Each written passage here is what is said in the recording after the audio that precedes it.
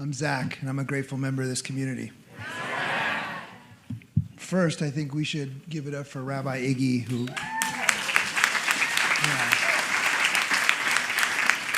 maybe it's just me, but he gets more sparkly and more amazing with each and every service. I expect by tomorrow on Yom Kippur, he will just be emanating a glow that will in fact light all of us up. So thank you.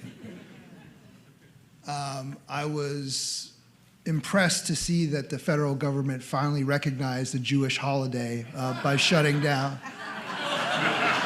Is that not what happened? Too soon. I'm sorry. And to be perfectly clear, that was not a political joke. That was a little Jewish humor for you, okay? I can't help myself sometimes. Like last year, Kol Nidre fell a little later in the month of October, and it was on my sobriety birthday, on my 12-year sober birthday. So like any self-respecting and self-centered addict, I made my Drash essentially about my sobriety birthday, and I thought it went quite well. This year, this date is very different for me and for my family. And when I was thinking about what I was going to talk about this year and sort of struggling and wrestling with different stories or ideas, I kept coming back to my story, which is kind of the same thing that I share up here every year, right? That our truth, that our Torah of brokenness, our vulnerability is our strength, right? And that is the Beit Shuva language, that is the Beit Shuva way to be able to stand in that truth. And I'm very grateful to be able to be up here standing in front of all of you this evening because on October 1st, 2008, I couldn't stand at all. That was the day that our family was destroyed and my little brother, Jacob, passed away on this day 17 years ago.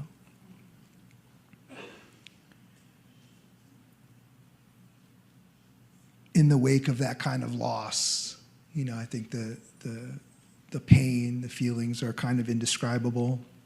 We've done a lot of healing since then. I see a lot of healing in this room tonight, but I don't think we're ever healed. I think it's a process that is really a lifelong process that will go on each and every day.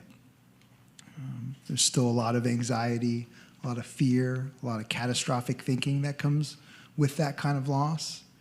And what I've come to know and come to accept is that we can either live in fear or we can learn to live with it as a part of us, beside us, and help that fear kind of drive us forward.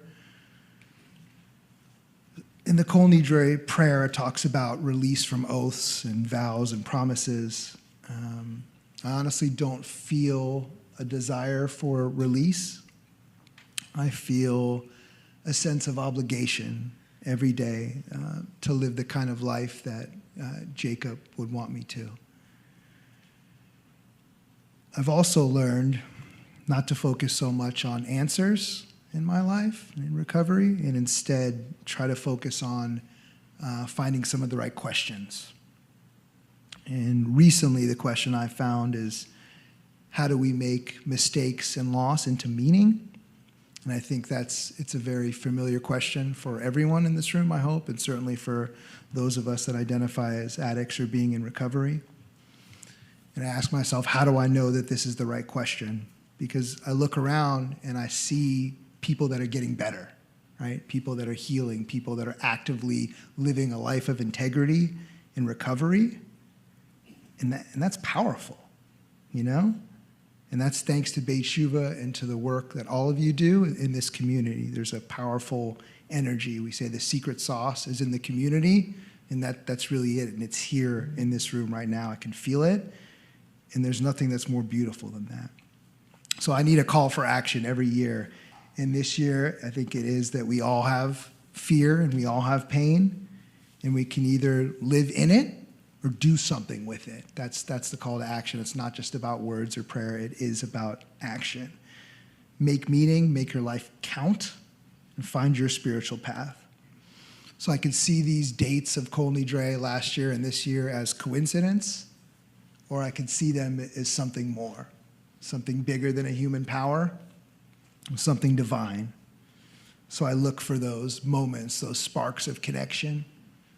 Elena and I were in the Sierras last weekend hiking and talking about my brother and talking about other losses in our world and our lives. And as I'm saying this, a bird comes out of a tree and just flies unusually low over our heads. And again, it's like, do I just choose to see that as a bird? Or do I choose to believe that there's some other connective energy at work? And that's how I like to see it, something bigger than me. So at BTS, oaths and promises help us build a covenant. And in that covenant, that's where recovery lives. And I love the teaching that we are commanded to make teshuvah the day before we die. And since none of us know when that day is, it's every day. It's now. It's not just Yom Kippur. Repair, atonement, return, amends. It's more than an I'm sorry. It's an approach, and then it's a demonstration, again, through action.